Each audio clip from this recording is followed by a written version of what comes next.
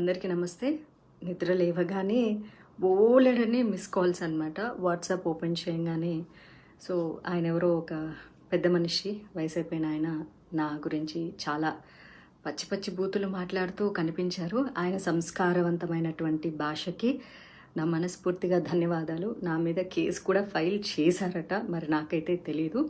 ఒకవేళ మహిళల సంరక్షణ గురించి నేను మాట్లాడడమే నేరంగా భారతదేశంలో పరిగణించబడితే అలాంటివి మరికొన్ని 10 కాదు 100 వీడియోలు చేయడానికి నేను సిద్ధంగా ఉన్నాను. నా మీద 100 కేసులు ఎవరైనా పెట్టుకోవాలి అనుకుంటే దయచేసి పెట్టుకోవచ్చు. నాకు ఎలాంటి అబ్జెక్షను లేదు.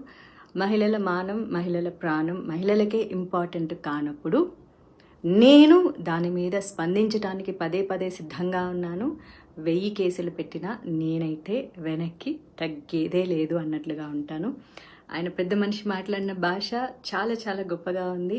వాళ్ళ తాడిపత్రి మహిళలు పతివ్రతలు, పక్క ఊర్లో ఉన్న వాళ్ళందరూ పతితలు అని మాట్లాడిన ఆయన గొప్ప భాషకి, గొప్ప సంస్కారానికి, అలాగే తాడిపత్రిలో ఉండే ప్రతి పతివ్రతకి, వారిని సమర్థిస్తున్నటువంటి ప్రతి పురుషుడికి కూడా మనస్ఫూర్తిగా ధన్యవాదాలు. కాకపోతే ఆ ఊరి మహిళలకు కానీ ఆ ఊరి పురుషులకు కానీ పాపం వాళ్ళు ఏమీ అనలేదు నన్ను.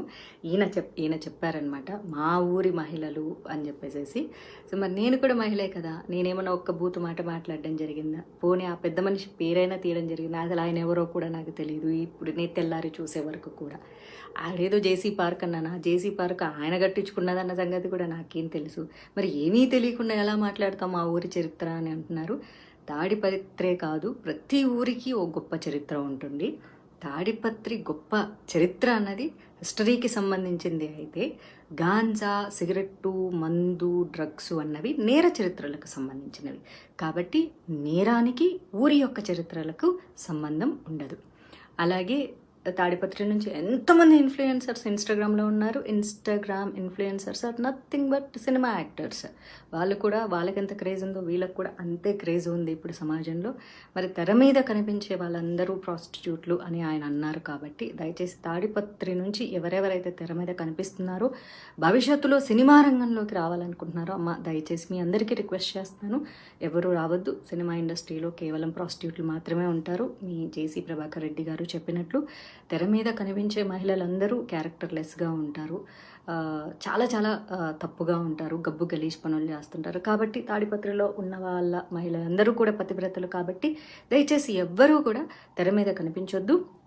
మీ అందాలు కానీ, మీ యొక్క ఆలోచనలు కానీ, మీ యొక్క రూపాన్ని కానీ కేవలం పెళ్లి వరకు మీ అమ్మా నాన్నలతో ఉంచి పెళ్లి తర్వాత మీ భర్తకి సమర్పించవలసిందిగా మనస్ఫూర్తిగా కోరుకుంటున్నాను. కానీ తాడిపత్రిలో ఉండే మహిళలకు స్వేచ్ఛ కావాలి. డీజే కొట్టుకోవాలి, 1 o'clock వరకు డాన్సులు చేయాలి, స్వతంత్రం కావాలి, అన్నీ కావాలి. ఏదైనా సరే ఆ ఊర్లోనే జరగాలి. కాబట్టి ఆ ఊరి వరకే ఉంచుకోండి. దయచేసి ఎవరెవరైతే భవిష్యత్తులో తాడిపత్రి నుంచి సినిమా ఇండస్ట్రీలోకి రావాలనుకుంటున్నారో, ఐఎమ్ రిపీటింగ్, భవిష్యత్తులో ఎవరెవరైతే అమ్మాయిల సినిమా రంగంలోకి రావాలనుకుంటున్నారో, ఇన్స్టాగ్రామ్ ఇన్ఫ్లుయెన్సర్గా ఉండాలి అనుకుంటున్నారో, లేకపోతే సీరియల్ యాక్టర్లు అవ్వాలనుకుంటున్నారో, మోడలింగ్ అవ్వాలనుకుంటున్నారో, దయచేసి రావద్దమ్మా. సినిమా ఇండస్ట్రీలో ఉండేవాళ్ళు ప్రాస్టిట్యూట్స్. కాబట్టి తెర మీద కనిపించేటటువంటి అంశాన్ని మీరు వెనక్కి తీసుకొని తాడిపత్రిలో పవిత్రంగా బతకాలని చెప్పేసి తాడిపత్రి మహిళలకి, వారి యొక్క అన్నదమ్ములకి, తల్లిదండ్రులకి, భర్తలకి, బాయ్ ఫ్రెండ్స్కి అందరికీ నా మనవి, జేసీ గారి మాట వినండి. తెర మీదకి ఎవ్వరూ మహిళలు కనిపించవద్దు. మీరు ఏ పార్టీలు చేసుకున్నా, ఏ డీజేలు కొట్టుకున్నా, ఏ అర్ధరాత్రి వరకు ఎగిరినా, ఏ స్వతంత్రాన్నైనా సరే తాడిపత్రిలో మాత్రమే చేసుకోండి. మీరు ఎప్పటికీ పతివ్రతల్లాగా ఉండాలని. బయట ఊర్లలో ఉండేవాళ్ళు ఎవరు పతివ్రతలు కాదు, పతితలు అని చెప్పేసి, అందులోనూ సినిమా ఇండస్ట్రీలో ఉండేవాళ్ళు ప్రాస్టిట్యూట్లు. కాబట్టి నేను సినిమా ఇండస్ట్రీలో ఉన్నానే, ఆయన అలాంటి పదజాలాన్ని ఉపయోగించారు. చాలా సంతోషం పెద్ద మనిషి గారు, చాలా చాలా సంతోషం అండి.